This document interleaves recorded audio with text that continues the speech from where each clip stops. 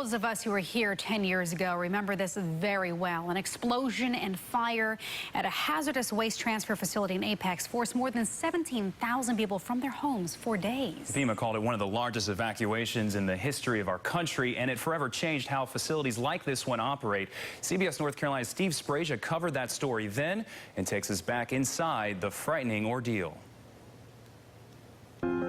Location of your emergency? If needed, we had body bags, and I didn't know if I was going to need 1 or 100 or 500. Apex 911, location of your emergency. There is a chlorine leak. Okay. You can see a haze through the air, and the chlorine smell is very, very strong. And just as Apex firefighters arrived on scene, they watched the blaze grow from a small fire to a major inferno. Suddenly somebody said, it just broke through the roof. This video shows you the layout of the Environmental Quality Company's building. It was a metal roofed structure divided into bays, storing all kinds of products. But stunningly, nobody knew exactly what kinds of chemicals were housed inside that building. We asked them for a manifest of what was in the building, and they said they didn't have it. The fire was now roaring, consuming everything in that facility, spreading a toxic cloud all over town and forcing even first responders to back away. While we were sitting there for 10 or 15 minutes, large 55-gallon drums of some material were flying into the air 200 feet high and exploding. Chief says, we got to move again. We need to start evacuation back in toward Briarcliff and all that area.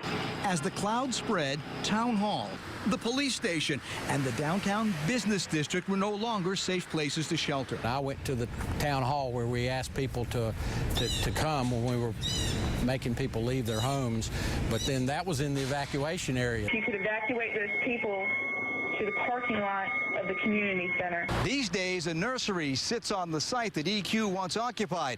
After the accident happened, the Federal Chemical Safety Board wrote a case study citing several safety issues involved. I had no idea. None of my neighbors, when I talked to them later, had any idea of what was there. And neither did first responders or EQ management. At the time, hazardous waste companies were not required to provide written information to first responders on the materials which they were handling. We were probably 14 or 15 hours into the deal before we knew exactly what the constituency of the chemicals were. Once we did get a list, it wasn't a list of words, it was a list of numbers. Forcing firefighters to spend hours on a computer looking up names of chemicals associated with those numbers. Jean Shaka eventually found out what some of those chemicals were. She ran a thriving gymnastics program in the building which was right next door to the EQ facility. She hired a testing lab to help her determine how to clean up her gym. What they found was the heavy metals we suspect had come in through the air conditioning unit and had spread all over the inside of the gym. It took 4 weeks to clean up, and she says her business never recovered. It did my business in. A federal investigation found that oxygen generators from aircraft were stacked underneath drums of chlorine-based pool chemicals.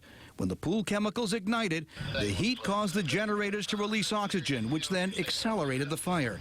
The Chemical Safety Board recommended sprinklers and firewalls for similar facilities in the future to retard the spread of flames. After the fire, state lawmakers changed the rules. Now, waste chemical facilities cannot be located within a certain distance of residential areas. Every bit is important. A manifest of that list of chemicals that are housed in that facility is required to be kept off premise. The State Department of Environmental Quality says there are 9 facilities similar to EQ currently operating in the state, and there are thousands more places from hospitals to local auto body shops which generate hazardous waste. The ones that are the most closely watched are those like environmental quality, where they are in charge of treating, storing, and disposing of hazardous waste. And now, every one of those facilities is listed on an interactive map. I'm Steve Sbragia, CBS North Carolina.